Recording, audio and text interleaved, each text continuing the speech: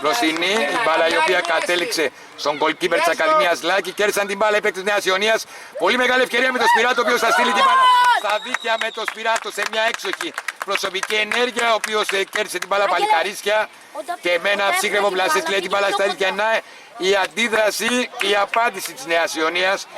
Η παλιά που θα βγει από τον Εμπιλάλη, παίκτες της Νέας Ιωνίας. Να ξανά με τον Διονύση το Σπυράτο. Ο Σπυράτος ο οποίος θα κάνει μια έξοχη ενέργεια και θα πετύχει ένα καταπληκτικό γκολ από τον Διονύση το Σπυράτο, ο οποίος από πολύ δύσκολη και πλάγια θέση έστειλε την μπάλα στα δίκτυα.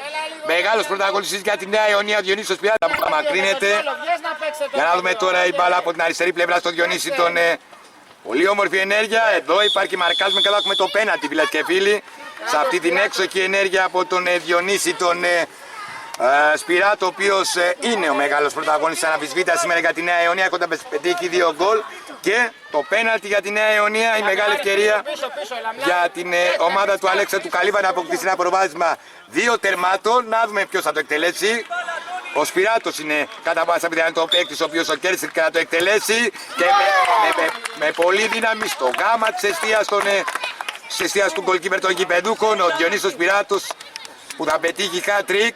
Μεγάλος πρωταγωνιστής. 3 στη σειρά γκολ από τον Διονύση τον Σπυράτο. Το δεύτερο, το τρίτο και το τέταρτο, το πρώτο από τον Δαμιάνο Σούτα, φίλες και φίλοι. Η Νέα Ιωνία που ανεβάζει το σκορ στο 2-4, φίλες και φίλοι. Περιμένουμε την αντίδραση των γηπεδούχων.